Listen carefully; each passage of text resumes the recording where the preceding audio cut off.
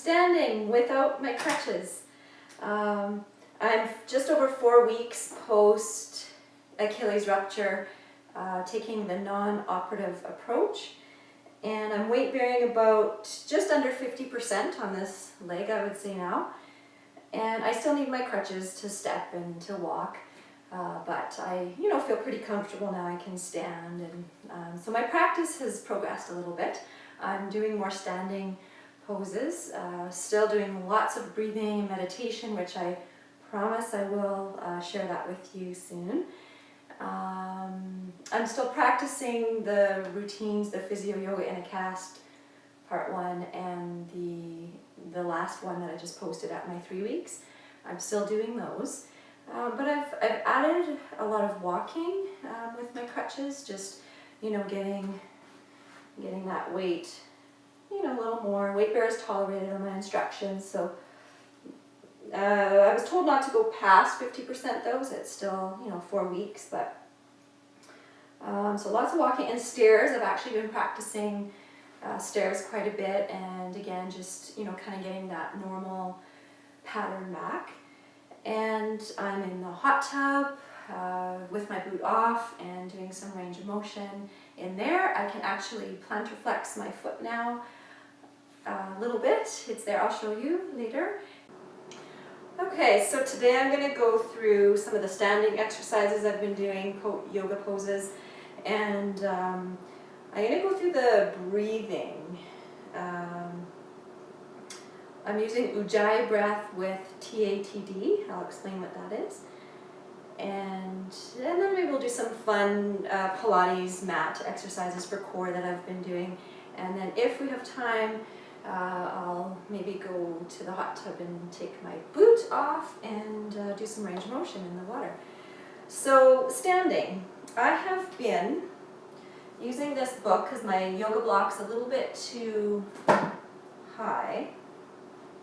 To get on it, I do need a little bit of help from the crutches.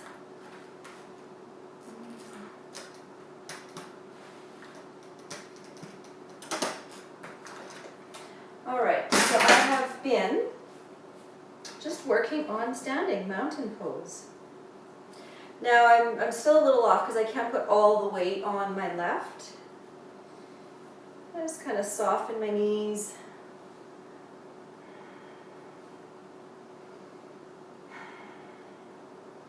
Soften my toes, wiggle them a little bit. And just feeling the weight from one foot to the other. Again, not putting more than about 50% on the left. Gently feeling my belly into the spine, but not a bracing, not a harshness. Feeling my ribs as if they're just kind of lifting up and away from my pelvis, lengthening through the waist. Wide open collarbones. And just kind of resting my arms naturally, feeling a little bit of space between my arms and my trunk. Not standing at attention, really harsh, just sort of a softness but yet energetic. And then bobbling my head, relaxing any tension from the neck, or in the neck from the ears to the shoulders, softening my jaw.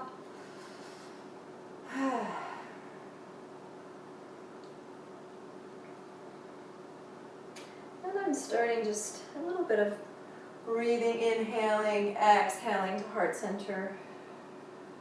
Sometimes out to the side, inhaling, exhaling. So pretty simple movement.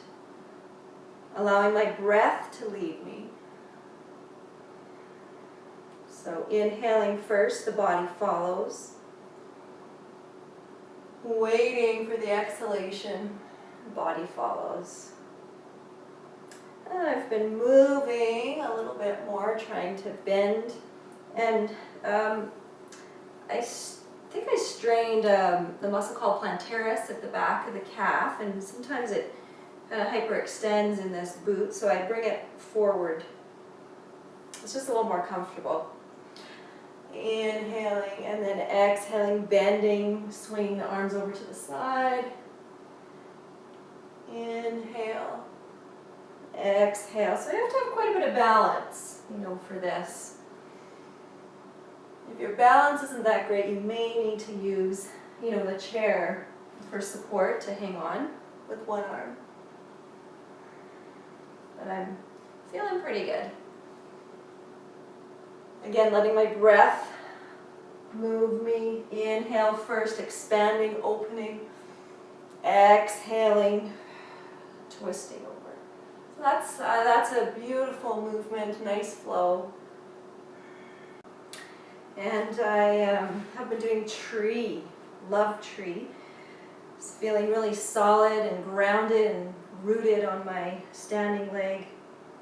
Taking my left heel, I'm just placing it just at the calf. I can't bring it all the way up there. There's something going on in my knee, at the back of that knee there. So here is great. My pelvis is level, so when you're doing tree, try not to, hike that hip up. So just bringing the leg up without using, the low back or the pelvis. The pelvis stays nice and level. And then you're not sinking into this right hip, into the standing leg. So rather, you feel this engagement of the standing hip into the foot. Do you see that? So rather than hanging out there like that, just a gentle activation, almost like you're pressing gently the standing leg or the standing hip into the foot that's on the calf.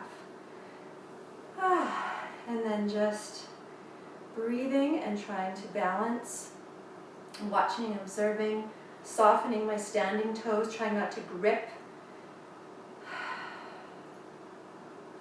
A side view, I will show you.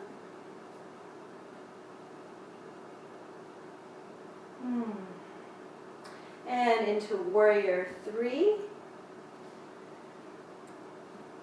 Arms out to the side or forward, a little bit tougher there. And I can't straighten my back knee. Again, I've got that plantaris or something going on back there, so I just keep it a little bit bent. It's more comfortable. So it's not your typical graceful warrior 3, but I'm doing it my way and it feels good. Finding my breath.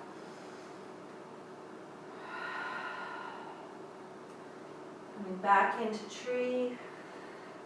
I like to cross the ankle in front of the thigh and sink forward just for a nice glute stretch.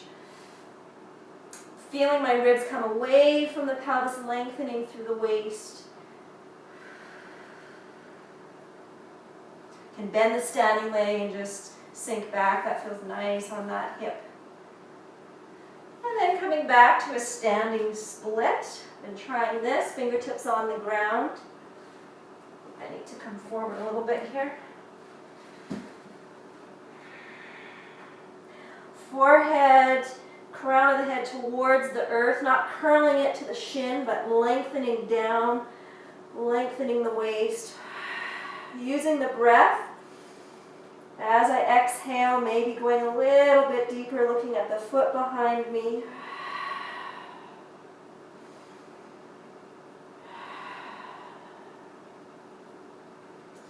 And coming on back up, the standing leg is burning.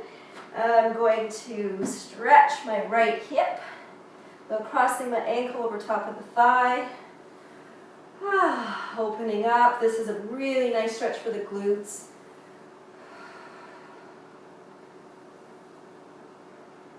I'm just kind of gently pressing the thigh out to the side and down. If I lean forward a little bit, not too much weight on my left leg, but just a little bit leaning forward. I can just feel that all in here, and even in my back a little bit. So this is, if you have tight hips, and if your physio or healthcare practitioner has told you you need to really stretch your hips to help your low back, this is a nice stretch. And then I like to lean forward, going forehead towards the knee. That feels different. Forehead towards the heel, but keeping the thigh pressed out to the side. Whew. It's pretty intense.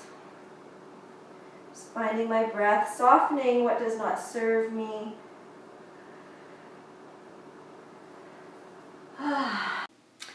All right, now we're going to talk about the breath. So the breath method that I use in all of my active yoga postures or any exercises are really just anytime, you know, I'm up and about and doing my activities of daily living. It's the transverse abdominis assisted thoraco-diaphragmatic breath, or TATD for short. And Ginger Garner taught us this breath method. She is the founder and the director of Professional Yoga Therapy Studies, which is the program that I graduated from, the medical therapeutic yoga exclusively for healthcare professionals. So yes, that is a plug. It is an absolutely amazing program, and highly recommend it to any healthcare professional that is wanting to use yoga in their practice. So the TATD breath. So the video that I did before, abdominal diaphragmatic breath, that is a beautiful breath to use, the belly breath, for calming the nervous system. And it's great to use when you are supported. But when you are active and being mobile, we do need some sort of support for the spine. And the diaphragm, of course, can provide some stability. The diaphragm is part of what we term as core. All right, so the belly breath, what we did before, abdominal diaphragmatic breathing for relaxation. When you inhale and the diaphragm descends, the belly goes out. When you exhale, the diaphragm comes back up, the belly goes back in. It's easier to find when you're lying on your back, but inhaling, belly out, exhaling. Now you notice there's nothing going on in my rib cage. This is just belly breathing. So like I said, when we're active and mobile, we need some spinal stability. Our breath needs to match our metabolic demands. So we need more oxygen to the tissue. So we need now to expand that chest and breathe deeper. So TATD breath, let's find transverse abdominis, a muscle that sort of wraps around like a corset. As you exhale, let's find it with the exhalation. So breathe in, allow the belly to naturally come out. When you exhale, gently pull the belly in, not bracing, not super hard. Let's try it one more time. Inhale. And then when you exhale, belly in. Now, TATD breath, we keep that tension. Okay, I don't even like to call it tension really, but just keep it engaged, like 5% of the MVC, maximum voluntary contraction, so it's not big at all. And now we're going to keep breathing, keeping this TA engaged.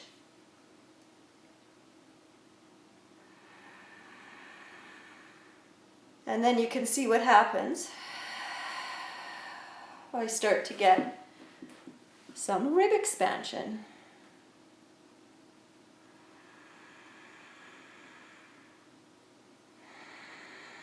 And you can add Ujjayi breath to this. So Ujjayi breath, long, slow, deep inhalations, the ribs expanding forward, out to both sides, and to the back. It's like there's circumference. The diaphragm, as it descends now, when you inhale, it's meeting a little bit of resistance because we've got some intra-abdominal pressure here from transverse abdominis. So when you inhale, the diaphragm's now meeting a tiny bit of resistance. So then what happens is we get this beautiful optimal engagement of that diaphragm, and it just splays out, opening up, expanding the ribs, and providing stability for our spine, of course. We know that because the diaphragm attaches to the spine. So TATD breath. Now, if you do not have the rib cage expansion, what a lot of people do, this is a very advanced breath, by the way, what happens is we will breathe like this. So you'll pull the belly in, you'll have this TA activation, and then you'll try to take a deep breath. And you use your neck muscles, your accessory muscles. And the ribs just kind of go up and down and up and down, and they're not really expanding. So you have to be careful with the TATD breath and ensure that you are indeed expanding the rib cage and expanding the ribs out forward, side, back, and not just coming up and down. Okay, let's have some Pilates fun. These are just some mat exercises for core. And you gotta have a neutral spine, lumbopelvic neutral. So that is hard to ensure unless, you know, you really have one-on-one instruction. But, you know, if you can find your extreme, so your anterior pelvic tilt and then your posterior pelvic tilt, so taking your pelvis and your low back into the extremes, and then find what feels neutral for you, somewhere in between. And then as you exhale, engaging transverse abdominis, so exhaling belly in towards the spine like you're imprinting the low back into the mat. Lifting up one leg and then the other without changing anything. So you shouldn't have moved and the belly should not pop up to the ceiling. So everything stays neutral. Lifting the head and shoulders if that feels okay on the neck. And here we go. Hand on the outside ankle. Opposite hand on the outside knee. Find your breath. Exhaling as you switch. So I've been doing these, it's fun, feel the core. And then I switch to hands behind the head. Of course, we're not doing this thing, like the elbow kind of crunching, getting, you know, the rectus abdominis working hard. That's not doing anything to stabilize the spine. Elbow stays back. It's the shoulder girdle, the shoulder blade that comes up and forward. And we can do double knees so it can come legs, knees out straight, arms up, tapping the shins. Exhaling as you come out. Belly stays down and in. Exhale. Exhale. Woo, that's a good one. Single leg stretch. Just giving sort of two little encouragements there. Again, belly down and in. Neutral spine. Whee! Fun. Feel the burn. Staying present. And boat, Navasana. So here's a yoga pose. And yeah, I find a lot, I don't teach this a lot in my classes because I find a lot of people just don't, it's hard for me to walk around and make sure everybody is neutral spine, but you don't want to be rounded and lifting like that. So again, find your extremes, see what feels neutral to you. Core engaged, belly down and in, lifting one leg, lifting the other. No hands if you can. Whew. Breathe, relax the neck. And I'm going to show you what's called a banana roll. I learned this. I used to live in Athens, Georgia, and I took trapeze at Canopy Studios, and they taught me the banana roll, and it's so fun. So you got to roll, and you can't touch your legs or your arms to the ground. So we'll see how it goes. I might crash into my camera there, but okay, you ready? Woo, banana roll. Oh, I did it. Woo, that was fun. All right, thank you for watching. I hope it was educational and somewhat entertaining. And more to come. Stay tuned. I do want to show you more breathing methods that I'm using for relaxation. The meditation methods that I'm using that have been very helpful in my healing. And yeah, I'll just keep progressing and showing you, actually I'll get my foot in, I'll take my boot off and get my foot in the water next time and show you some of the things I'm doing there and some proprioception work that I'm doing already with the boot off. Yeah, so namaste. I'm going to end in Shavasana with legs up the wall. Always end in Shavasana, and the elevation is great for my leg, of course, and my eye pillow. And Shavasana, corpse position, letting go, detaching from my physical body. And I don't have to do anything anymore, just be present.